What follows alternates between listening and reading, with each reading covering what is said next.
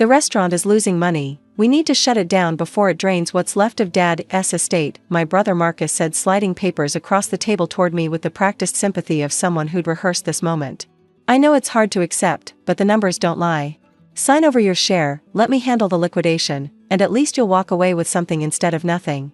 His wife Patricia nodded solemnly beside him, dabbing her eyes with a tissue as if the failure of our father's life's work genuinely pained her. But why did I hesitate instead of signing immediately, and why, 3 weeks later, did I walk into our family meeting with a forensic auditor whose findings made my mother collapse in her chair? I need you to explain these discrepancies, I said, setting the auditor's report on the table. Marcus glanced at the document, then at Patricia, then back at me with an expression that shifted from confusion to recognition to something approaching panic. What discrepancies? The restaurant is failing. The restaurant made $340,000 in profit last year alone. I have the real books now, Marcus. Not the version you showed me, the version that shows exactly where that money went. I pointed to Patricia. Straight into her boutique. For 3 years. Over $800,000 in total. My mother's face went white. Then she fainted, sliding out of her chair before anyone could catch her. The truth had been worth the wait. But the family would never recover from it. My father had built Moretti's over 40 years. Starting as a small Italian restaurant in a strip mall, it had grown into a local institution. The place where families celebrated anniversaries, where couples got engaged, where generations returned to remember the meals that had marked their most important moments. Dad had died 18 months ago, leaving the restaurant to Marcus and me in equal shares. Marcus had been managing the day-to-day operations for years, while I lived 3 states away building my career as a corporate attorney. The arrangement had seemed natural. He was on-site, knew the staff, understood the business. I'd trusted him completely. When he'd called 6 weeks ago claiming the restaurant was hemorrhaging money, I'd believed every word. The pandemic hit us hard. We never fully recovered. Costs are up, revenues are down, and we're bleeding cash every month. His voice had been heavy with apparent grief. I've been trying to keep it going for Dad's memory, but I can't keep covering the losses from my own pocket. How bad is it? We'll be bankrupt in 6 months if we don't close now. But if you sign over your share, I can sell the building, the equipment, the liquor license, maybe salvage $200,000 for each of us instead of nothing. The numbers he'd shown me supported his story. Monthly statements showing consistent losses. Expense reports documenting rising costs. A trajectory that painted a picture of a business in terminal decline. I'd almost signed. I'd had the pen in my hand. What stopped me was a memory of my father. Never sign anything without understanding it completely, he'd told me when I started law school. Especially when family is involved. Blood doesn't make people honest, it just makes betrayal hurt more. I'd set down the pen and asked for more time to review the documents. Marcus had been frustrated but hadn't pushed, probably because pushing would have seemed suspicious. That night, I'd read every page he'd provided. Something felt wrong, but I couldn't identify what. The statements looked professional. The trajectory was plausible. The story was believable. Too believable, maybe. Too complete. Too convenient. I'd called a forensic accountant the next morning. Sandra Okonkwo specialized in family business fraud. Unfortunately, this is common, she told me during our initial consultation. One sibling manages the business, the other trusts them implicitly, and money disappears through methods that wouldn't survive professional scrutiny. You think my brother is stealing from the restaurant? I think the documents he showed you are inconsistent with publicly available information about your father's business. Property tax records suggest the restaurant's assessed value has increased, not decreased. Health inspection reports show consistent high ratings and busy service observations. Social media reviews describe packed weekend crowds. But the financial statements were probably created specifically to convince you to sign away your ownership. The question is what the real financial statements show. Getting the real books took 3 weeks. Sandra had subpoenaed bank records, credit card processing statements, and supplier invoices.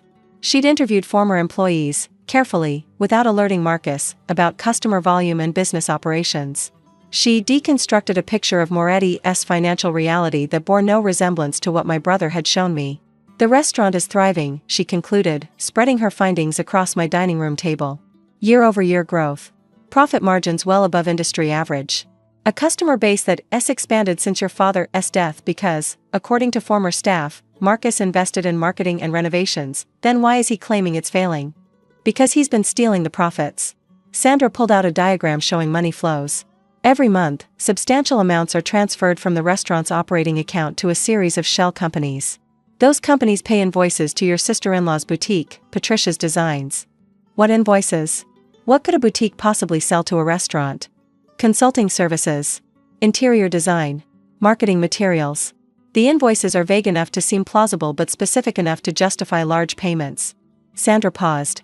Over the past 3 years, approximately $840,000 has been funneled from Moretti's to Patricia's boutique through this mechanism.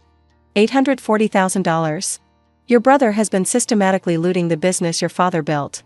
And now he wants you to sign over your share so he can either continue the theft or sell the whole thing and pocket proceeds he's not entitled to. The family meeting was scheduled for Sunday afternoon. Marcus had arranged it to finalize the closure of the restaurant. He'd invited our mother, our aunt and uncle, several cousins, anyone who might pressure me into signing if I showed signs of hesitation. He'd expected me to arrive alone and overwhelmed. I arrived with Sandra Okonkwo and 3 bankers' boxes of documentation. What is this? Marcus asked as I set the boxes on the table. A forensic audit of Moretti's financial records. The real ones, not the version you fabricated to convince me the restaurant was failing. The room went silent. I don't know what you're talking about. You've been stealing from our father's business for at least 3 years. You've funneled over $800,000 to Patricia's boutique through fake invoices and shell companies. You've been lying to me, to Mom, to everyone in this room. That's ridiculous. The restaurant is losing money. The restaurant made $340,000 in profit last year alone. I opened the first box and pulled out the bank statement Sandra had obtained. I have the real numbers, Marcus.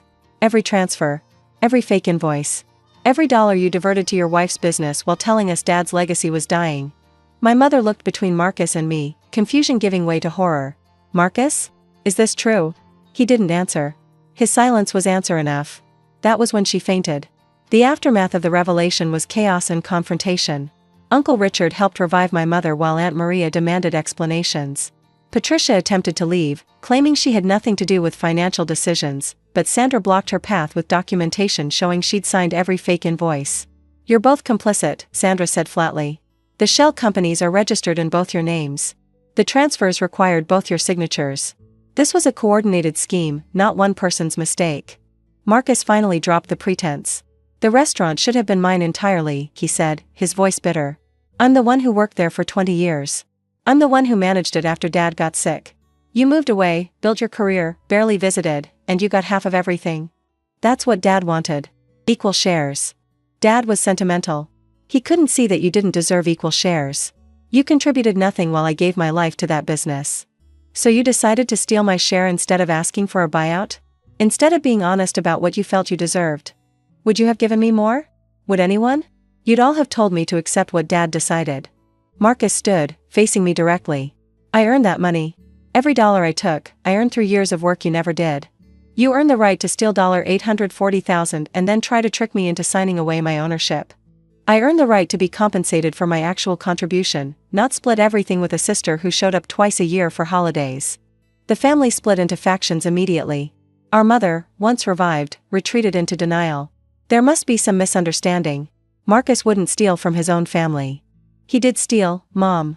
I have documentation. You're misinterpreting things. Numbers can be confusing. Let me talk to Marcus privately. There's nothing to misinterpret. He created fake invoices, set up shell companies, and transferred $840,000 to his wife's boutique while telling us the restaurant was failing. That's not a misunderstanding. That's fraud. Uncle Richard and Aunt Maria sided with me, recognizing the evidence as undeniable.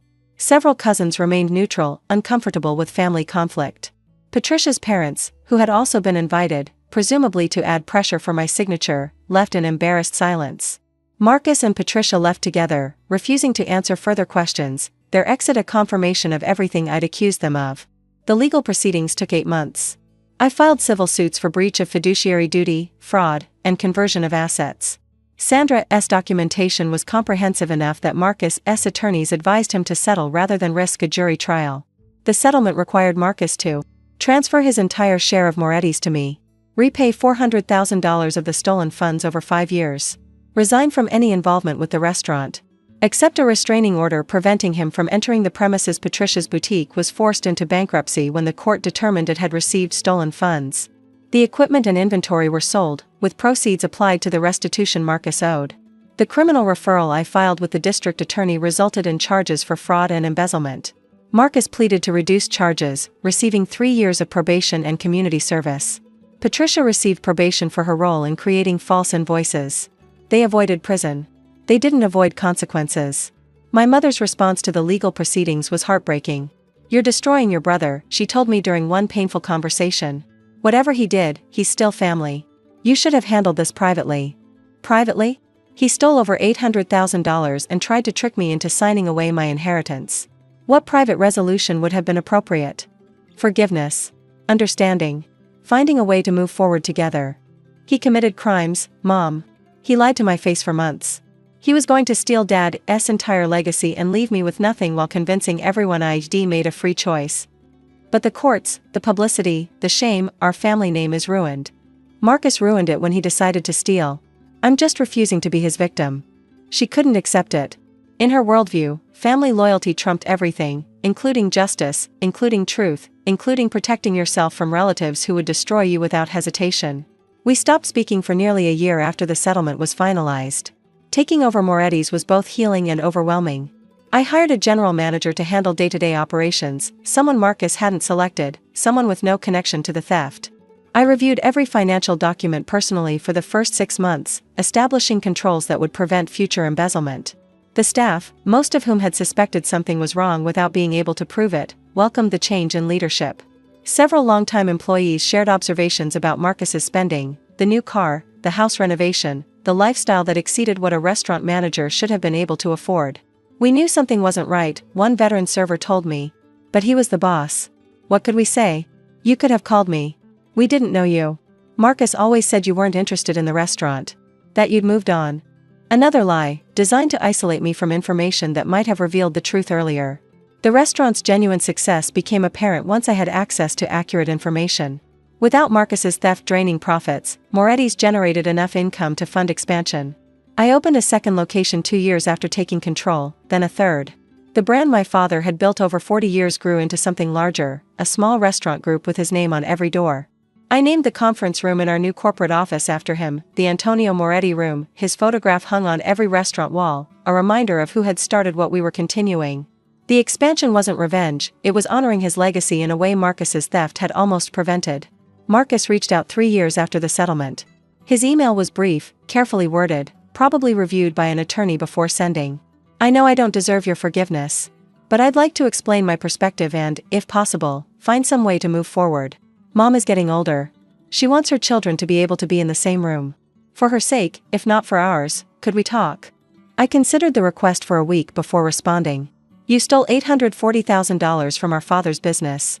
You created fake documents to convince me the restaurant was failing. You tried to manipulate me into signing away my inheritance. And your explanation, when confronted, was that you deserved it because you worked harder. I don't need your perspective. I have 8 months of court records explaining exactly what you did and why. What I needed from you was honesty, and you chose theft and manipulation instead. For Mom's sake, I can be civil at family gatherings. But we're not going to be close again. Trust, once destroyed this completely, doesn't rebuild." He didn't respond. My mother eventually accepted the new reality. Not happily, she still wished I'd handled everything privately, still believed family unity mattered more than justice. But she accepted that her children's relationship was permanently damaged, that holidays would be awkward, that her dreams of a close-knit family had shattered against the rocks of her son's choices. "I blame myself sometimes," she admitted during one conversation. "Maybe I favored Marcus too much. Made him feel entitled. You didn't make him steal, Mom. That was his choice. But I should have seen it. Should have noticed the signs. You trusted your son. That's not a character flaw. His violation of that trust is the problem, not the trust itself." She nodded, though I wasn't sure she fully accepted it. Mothers often struggle to see their children's genuine capacity for harm. Moretti's continues to thrive. 5 locations now, with a 6th opening next year. A catering division. A line of branded products, sauces, pasta, the signature items my father developed over 40 years of cooking. I think about him often when I walk through the restaurants. What he would think of the expansion. Whether he would approve of how I've handled the business, the family, the betrayal. I believe he would be proud. Not just of the business success, but of my refusal to be victimized by someone who counted on my trust to enable his theft. Never sign anything without understanding it completely. Especially when family is involved. He'd known. Somehow, he'd known that blood didn't guarantee honesty. That family could hurt you more deeply than strangers because you expected better. The pen I almost used to sign away my inheritance sits in a display case in my office. It's just a reminder of how close I came to losing everything, not because I wasn't smart enough to understand the fraud, but because I trusted too easily. Because family seemed like it should mean something. Because I wanted to believe my brother wouldn't steal from me. The 3 weeks between almost signing and hiring Sandra Okonkwo were the most important weeks of my life. That hesitation, that small voice saying something was wrong, saved me from a betrayal that would have been complete. Marcus had planned everything perfectly. The fake documents, the emotional appeals, the family pressure, the timing designed to prevent careful review.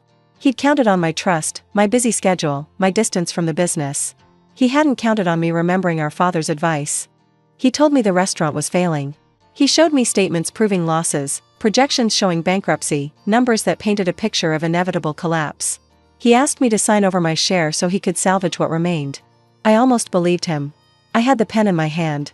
But something felt wrong, too convenient, too complete, too eager.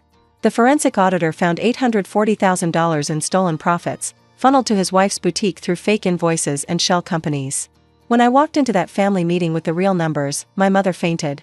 My brother finally admitted the truth, he thought he deserved it all. Now I own the restaurant entirely. 5 locations and growing. My father's name on every door. And my brother has a criminal record, a failed marriage, and a sister who will never trust him again. He asked me to sign. I chose to investigate instead. That choice was worth $840,000, and my father's legacy.